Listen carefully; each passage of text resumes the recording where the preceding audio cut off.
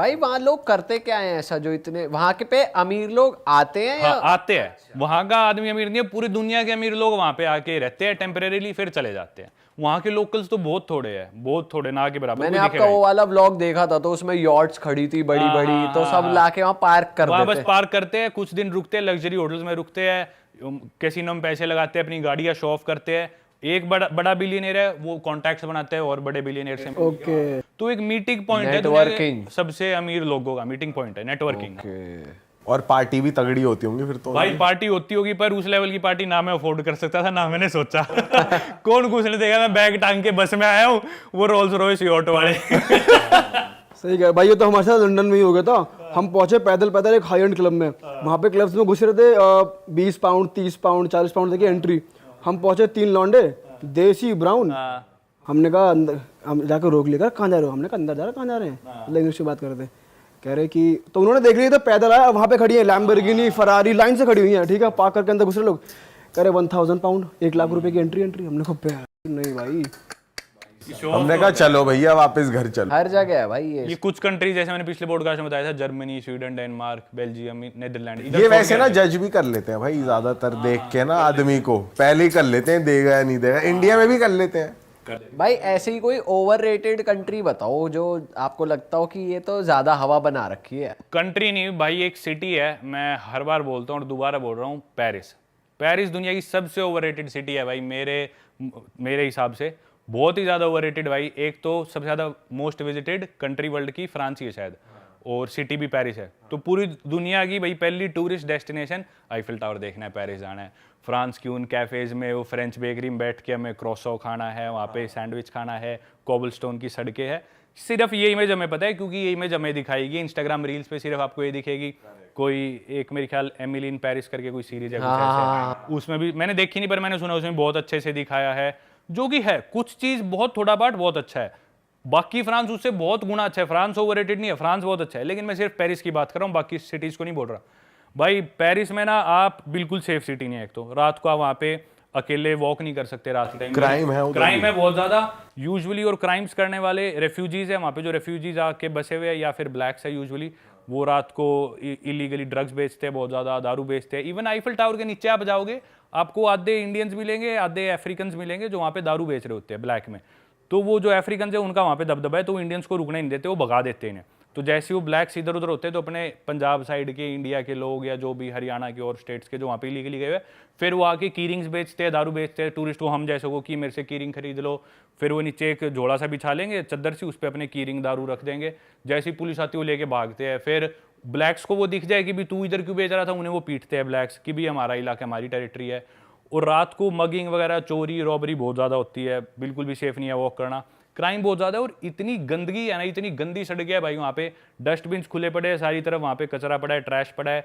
कोई भी fly over है, कोई भी पुल है, उसके नीचे आप देखोगे लोग रेफ्यूजीज है यूजुअली, जो भी कहीं से भी आए हैं, लेट से सीरिया से या कहीं से भी आए हैं, वो टेंटों में रहते हैं, वहाँ पे गंदगी बिछा रखी है। अब वो देश अपने देश में जिस भी हिसाब से रहते थे वो ठीक है, वो एक नए देश में आके रह रहे हैं, पर वो अपने रूल्स के हिसाब से रह रहे हैं। अब उन्हें भी हम पूरी तरह गलत नहीं बोल सकते, उनकी सरकार को भी, पेरिस को नहीं गलत बोल सकते, पर बहुत ज़्यादा मिसमैनेजमेंट है। कोई सबसे गंदी सिटी है जिधर ड्राइविंग करना सबसे मुश्किल है वेस्ट में, डेवलप्ड कंट्रीज़ में, तो वो पेरिस है। इंडिया की तरह ड्राइव करना है वहाँ पे, दिल्ली की तरह कोई भी किसी ने गाड़ी उड़ा दी। अब इंडियंस तो भाई हमारी मजबूरी है, इतनी बड़ी पॉपुलेशन है तो हम ऐसे गाड़ी चलाते हैं। उधर भाई लोगों को सिविक सेंस नहीं है, सिविलाइज नहीं है वो लोग, कुछ भी गाड़ी चला दी। मेन चीज़ भाई, अब जैसे आप लैटिन अमेरिका में हो या आप स्पेनिश बोलने की ट्राई करो, आप गलत स्पेनिश बोलोगे तो वो आदमी खुश होएगा भाई मेरी भाषा बोलने की कोशिश कर रहा है, वो आपको करेक्ट करेगा और आपकी बात खुद कंप्लीट कर दे और आपकी मदद करेगा। वैसे ही आप इंग्लिश बोल रहे हो, अगला आदमी सोचे कोशिश कर रहा है, इंग्लैंड में आदमी आपकी मदद करेगा, इंडिया में कोई हिंदी बोल रहा है मदद करेंगे। फ्रांस में अगर आप फ्रेंच बोल रहे हो और आपकी फ्रेंच, पहली बात तो इंग्लिश बोलोगे तो चिढ़ जाएंगे, बोलेंगे फ्रेंच बोलो, हम इंग्लिश नहीं बोलेंगे। अब फ्रेंच बोलोगे और आपकी फ्रेंच थोड़ी भी गलत है, एक्सेंट ठीक नहीं है, बोलेंगे ठीक से पहले फ्रेंच सीख फिर बात करना। भाई बहुत रूड है फ्रांस के लोग, स्पेशली पेरिस में। यूजुअली बड़ी सिटीज़ में थोड़े ज़्यादा रूड होते हैं, बहुत गंदगी है। और मैं यूँ नहीं कह रहा दुनिया की सबसे गंदगी वाली सिटी है, पर जितना अच्छा उसे पोर्ट्रे किया जा रहा है उतनी नहीं है। जो गैप है ना गंदगी में और अच्छाई में, वो बहुत ही बड़ा है। इसलिए सबसे ज़्यादा ओवररेटेड सिटी वर्ल्ड की पेरिस है। और मैं नहीं, जो भी ऐसे लोग हैं जिन्होंने पूरी दुनिया घूमी है, बहुत सारे लोग इस बात से एग्री करते हैं और मानते हैं पेरिस दुनिया की सबसे ओवररेटेड सिटी है। मुझे लग रहा है उन्होंने सिर्फ वो आईफिल टावर वाला जो एरिया वो क्लीन करके रखा हुआ है बस। वो भी नहीं है। आईफिल टावर के आप थोड़ी सी दूर जाओ आसपास, ठीक है, आप फोटोज खींचोगे, उधर आपको कुछ नहीं दिखेगा। थोड़ा सा चल के आप दूर जाओगे, वही गंदगी शुरू, इलीगल इमिग्रेंट्स है, आपके साथ कोई गाली दे के ही बात कर सकता है। इतना महंगा भाई, इतना महंगा। आप कोई टैक्सी लो और आपके थोड़ी सी दूर भी जाना हो, 40-50 यूरो आपका टैक्सी का खर्चा आना है। मतलब आपके 4-5 हज़ार तो टैक्सी के लगने हैं, 3-4 हज़ार कहीं भी जाने के। और बहुत महंगा, अफोर्ड नहीं कर सकते आप पेरिस में एज ए टूरिस्ट भी।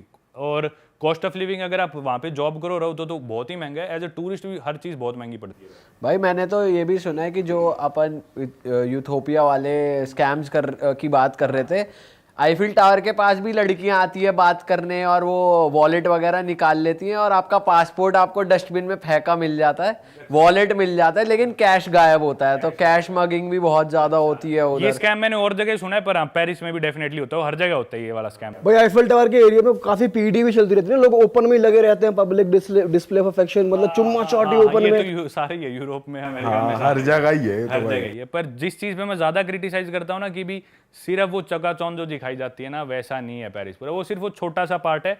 एक उनका आर्क दे, मैं नाम भूल गया, वो जो उनकी आर्क है पॉपुलर, वो एक उनका वो चर्च है जिसमें आग लगी थी, नोट्रे डेम शायद, और आईफिल टावर। ये 3 जगह छोड़ के आप आसपास जाओ उनकी गलियों में, देखो कुछ अच्छी गलियां भी है, कोबलस्टोन है, अच्छे कैफेज है, फ्रेंच बेकरीज बहुत अच्छी है, नो डाउट, पर बहुत ओवररेट कर रखा है, बहुत ज्यादा। भाई अब थोड़ा ना दूर चलते हैं, इस पेरिस से दूर चल के ऑस्ट्रेलिया आते हैं, उसकी तरफ आते हैं। वो बेल्ट कवर करिए आपने, क्या सीन है हाँ, वहाँ का एक्सपीरियंस वो बेल्ट कवर हाँ, करिए। वो भाई पैसिफिक ओशियन वाली कंट्रीज है, और ओशियाना या ऑस्ट्रेलिया कॉन्टिनेंट बोल देते हैं। इसमें मैंने ऑस्ट्रेलिया और न्यूजीलैंड, जहाँ मैं भी जाने वाला हूँ, इन 2 कंट्रीज के अलावा बाकी जितनी भी 13-14 कंट्रीज बची वो सारी मैंने कर ली। तो भाई ये छोटी छोटी कंट्रीज है, बहुत छोटी, और बहुत थोड़े लोग हैं यहाँ पे। जैसे कि एग्जांपल लेता हूँ, नाउरू वर्ल्ड की वो भी 2nd-3rd स्मॉलेस्ट कंट्री है।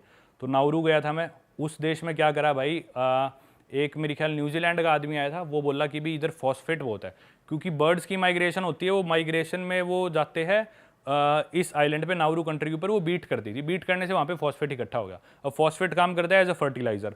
तो उस आदमी ने सोचा मैं ये फर्टिलाइजर न्यूजीलैंड और ऑस्ट्रेलिया में बेचूंगा। तो उन्होंने एक कंपनी बना दी, सेटअप कर दिया, फार्मर्स को देते थे आधा पैसा 1 टन का रेट, और वो बिकता था ऑस्ट्रेलिया में 200 रुपये 1 टन का रेट, मतलब 200-400 रुपये रेट पे वहाँ पे फॉस्फेट बेचते थे, और वो देश पूरा एक्सप्लॉइट कर दिया। नाउरू जो कंट्री थी वो आज से मतलब 1970s के around, if I am not wrong, exact year में भूल गया, मतलब यूं मान लो आज से 50 साल पहले दुनिया की 2nd रिचेस्ट कंट्री थी in terms of per capita GDP.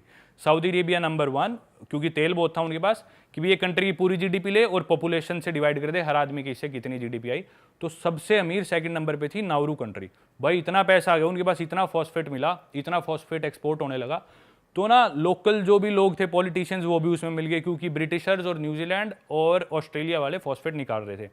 तो अब वो जब तक रूल पास नहीं करेंगे वो कैसे निकाले, तो पॉलिटिशियंस भी मिल गए, सारा फॉस्फेट उस देश का एक्सट्रैक्ट होता गया, लेकिन उसके बहुत ज़्यादा एनवायरमेंटल कंसिक्वेंसेज हो रहे थे। उनकी जो मरीन लाइफ थी, समुद्री जीव खराब हो रहे थे, धरती उनकी पूरी खराब होगी। अब वहाँ पे लोकली कुछ भी उग नहीं सकता, सब्जी वगैरह कुछ भी हेल्दी खाना नहीं उग सकता उस देश में। छोटा सा देश है वो देश, मैंने पूरा पैदल चल के पार करा था, 21 किलोमीटर की रोड है, 4 घंटे मैंने पूरा देश पैदल चला था। और अब मतलब 50 साल बाद वो दुनिया के सबसे गरीब देशों में से एक देश है, क्योंकि पॉलिटिशियंस इतने करप्ट हो गए, उन्होंने सारा देश बेसिकली बिकवा दिया ताकि लोग शोर ना मचाए। हर इंसान को दे दी सरकारी नौकरी, जिसकी भी एज है सरकारी नौकरी, लोग खुश, भाई सरकारी नौकरी है, हेल्थ केयर बिल्कुल फ्री, एजुकेशन फ्री, कॉलेज के लिए तुम ऑस्ट्रेलिया जाओ सरकार खर्चा देगी। लोग इतने खुश, भाई ड्रीम लाइफ जी रहे, क्या देश है ये तो। पर अंदर ही अंदर वो देश खोखला होता गया। सारी उन्होंने बाहर इन्वेस्ट कर दी, अपनी एयरलाइन बना दी, होटल्स खोल दिए, नाउरू वालों ने नाउरू एयरलाइन बना दी, बाहर अपने स्काई स्क्रैपर्स बना दी और देशों में होटल की चेन खोल दी। पर अंदर से जैसे ही उनका फॉस्फेट खत्म हुआ, ये देश बैकआउट कर गए और इनके पास खुद अपना कुछ बचा नहीं। तो भाई अब वहाँ पे ये हाल है, लोग बहुत ही ज़्यादा मोटे हो गए, ओबीस हो गए, क्योंकि हेल्दी खाना कुछ है नहीं, सब पैकेट खाना आता है और उसमें इतनी शुगर, स्वीटनर्स, प्रिजर्वेटिव्स ऑस्ट्रेलिया से। और एक बार सुपरमार्केट में दूध खत्म हो गया ना, लेट से दूध खत्म हो गया, अब अगला स्टॉक आएगा 6 हफ्ते बाद, तो 6 हफ्ते तक उस देश में दूध ही नहीं होएगा, क्योंकि वो कंटेनर्स में आते हैं ऑस्ट्रेलिया और न्यूजीलैंड से सामान, और वो 6 हफ्ते लगते हैं शिप को वहाँ पे आने में। तो इतना बुरा हाल हो गया भाई उस देश में। मैं पैदल चल रहा था ना, ऐसी ऐसी सुपर कार्स, लग्जरी कार्स सड़क पे खड़ी है, उनके जंग लगा पड़ा है, महंगी गाड़ियाँ, महंगे घर जो दिख रहा है भाई ये लग्जरी घर होगा, उसमें आज से 50 साल पहले जिसमें एसी फिट हो तो कैसा घर होगा भाई। ऐसे ऐसे घर अबैंडन पड़े हैं, जंग लगा हुआ है, उसमें कोई नहीं रह रहा, क्योंकि अब उसमें कोई रहना अफोर्ड नहीं कर सकता, बिजली के पैसे कहाँ से देगा, लोग इतने गरीब हो गए, सब अंदर से खोखला हो गया, नौकरियां सब चलेगी, देश का पैसा होती ही वो पॉलिटिशियंस कर गए ऑस्ट्रेलिया में शिफ्ट, उन्होंने ब्रिस्बेन में जो भी बड़े बड़े लोग थे अपनी प्रॉपर्टीज बना ली, देश को छोड़ गया। अब भाई वो देश सड़ने लग रहा है, लोगों की हालत बहुत बुरी है, खाने को कुछ नहीं है, गरीबे मर रहे हैं, वो 10-12 हज़ार उनकी पॉपुलेशन है, बहुत बुरा हाल है उस देश में। ये अंग्रेज ना है ही दीमक की तरह, हाँ कहीं भाई। घुस गए तो उसे खा जा देश है साले। हाँ बिल्कुल चूस लेते हैं भाई ये देश को, जूस निकाल लें पूरा, पूरा। और फिर भगो अपने देश हाँ, और वो बेचारे शरीफ लोग उनका पागल बना के ले गए, तो ऐसा होता है भाई। ऐसी और देश है, एक टुवालू है, वो भी छोटा सा देश है, उससे वर्ल्ड की लीस्ट विजिटेड कंट्री कहा जाता है, वो बस समुद्र के अंदर एक बस सीधा सा देश है, वो किसी भी दिन बड़ी लहर आई वो देश डूब जाएगा, 2 मीटर ऊपर है वो समुद्र से, बस 6 फुट ऊपर है समुद्र से, लोगों के घर समुद्र से, हर चीज़, और 200 मीटर चौड़ा है वो आइलैंड सिर्फ, उनका वाइडेस्ट पॉइंट तो 400 मीटर चौड़ा है सबसे वाइडेस्ट जो है, पर आमतौर पर 100-150 मीटर चौड़ा है समुद्र के बीच में, कोई भी बड़ी लहर आई वो देश बस डूब जाएगा, यूँ समझ लो, सुनामी या कुछ आए तो गायब है वो। तो ये हाल है उन देशों का भाई। तो अभी विजिट कर लिए तो कर लिए, एक देश समोआ है, उसके बारे में बताता हूँ। द रॉक सब जानते हैं, रिकी देखते थे हम WWE में, एक उमागा आता था वो जो खाता था, तो ये सारे समोआ के, द रॉक का नाना समोआ का था। तो समोआ कंट्री है वो, उधर का एवरेज वेट एक मेल का 105 किलो है, तो हर आदमी भाई, मतलब मैं एक आम इंडियन से साइज में बड़ा हूँ, पर जब मैं उस देश में लैंड हुए, प्लेन में लैंड हुआ ना, मेरे को यूँ फील हो रहा था मैं एक टूथपिक हूँ भाई, मैं यूं बैठा हुआ था, इतने इतने चौड़े लोग भाई, इतने बड़े अलमारी जैसे लोग, सारे लंबे बहुत लंबे, 6-6.5 फुट उनकी हाइट, और 105 किलो तो एवरेज वेट है, तो 200-250 किलो तक के भी लोग आराम से दिखते थे, कोई वो बात नहीं थी भाई, बहुत बड़े लोग हैं वो साइज में। तो अभी उनकी वीडियोस बनाई थी, अभी चैनल पे आई नहीं, पर अच्छा एक्सपीरियंस था, बहुत ही अनएक्सप्लोर्ड कंट्री, इधर कोई जाता नहीं, तो काफ़ी अलग एक्सपीरियंस था।